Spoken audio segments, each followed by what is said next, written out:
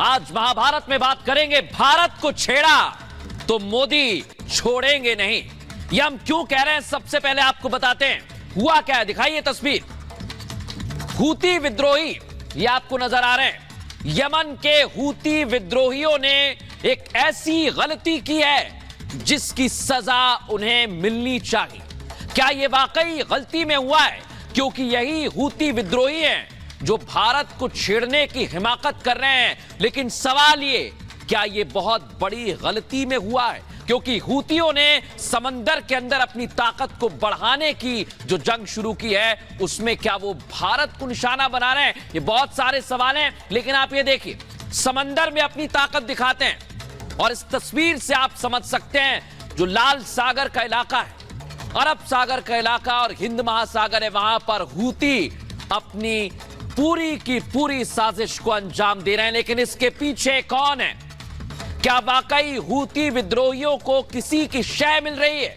और क्या ये हूती विद्रोही अब भारत की तरफ देख रहे हैं? इसलिए आज हम कह रहे हैं कि अगर भारत को छेड़ा तो मोदी छोड़ेंगे नहीं। बार बार मैं आपसे कह रहा हूं, लेकिन हूती ने आखिर गलती क्या की है? ये गलती क्या की है हूती ने? यही सबसे बड़ा सवाल बना हुआ है।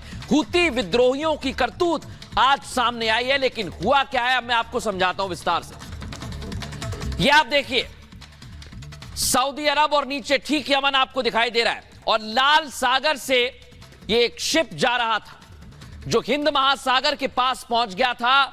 वहां हमला किया गया है। हूती की ललकार, आगे संहार।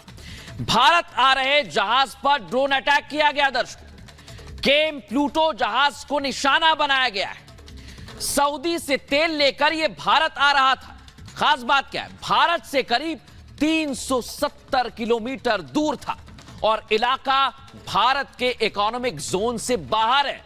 इसलिए हम कह रहे हैं, जापानी जहाज पर लाइबेरिया का झंडा लगा हुआ था। अमेरिका ने कहा है कि यह हूती ने ड्रोन अटैक किया है।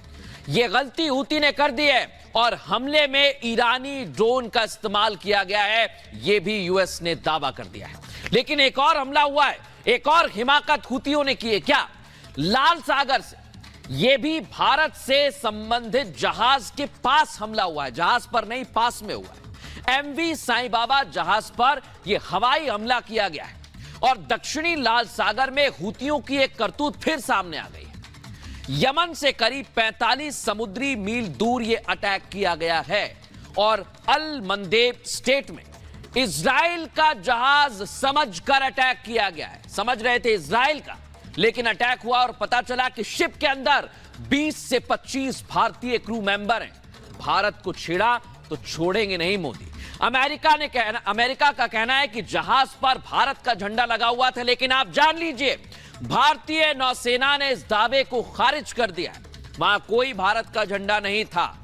हमारा नहीं, गेबन देश का झंडा था। यह हमारी नौसेना ने साफ कर दिया है। यानी एक तरफ हिंद महासागर में हमला, दूसरी तरफ लाल सागर में हमला। यह हूती विद्रोही कर रहे हैं। लेकिन हूती विद्रोहियों ने जब यह हिमाकत की है, तो इसे सबक सिखाने के लिए भारतीय नौसेना भी तैयार है। दर्शकों, और मैं आपको तस्वीर दिखाता हूं। जैसे ही हमले की जानकारी मिली, भारत की नौसेना एक्टिव हो गई हिंद महासागर में, और जहां जहां भारत का प्रभुत्व है, वहां पर भारत की नेवल आर्मी, नेवी सतर्क हो गई है। और भारत ने एक बार फिर संदेश दे दिया है कि हमारी ताकत कितनी है। अगर हमसे टकराने की कोशिश भी की है, गलती में की गई कोशिश भी हो सकती है, क्योंकि भारत ने कह दिया है ना भारत का इससे कोई संबंध है, ना भारत का झंडा लगा हुआ था, लेकिन फिर भी यह हमला किया गया है। और अब मैं आपको बताने वाला हूं, हूती की हरकत पर मुंहतोड़ जवाब दिया जा रहा है। यह आप देखिए जरा, हूती की हरकत पर मुंहतोड़ जवाब। डबल अटैक पर भारत ने एक्शन ले लिया। जो तस्वीर मैंने आपको दिखाई, शिप को ट्रैक किया गया। जैसी जानकारी मिली, भारतीय नौसेना ने शिप को ट्रैक किया। कैंप प्लूटो को बचाने के लिए तुरंत भारत ने अपना वॉरशिप भेज दिया है और किसी भी हमले से बचने के लिए रक्षा कवच भी बना लिया है।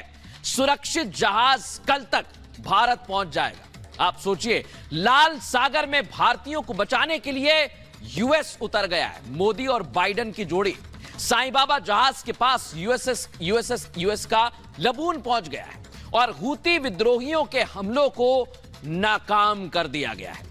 लाल सागर में 4 ड्रोन हवा में मार गिराए। यह भारत और अमेरिका की ताकत है, लेकिन आज बड़ा सवाल खड़ा होता है, यह हमले कौन करा रहा है? क्या इस हमले के बाद वर्ल्ड वॉर 3 की आशंका बढ़ गई है?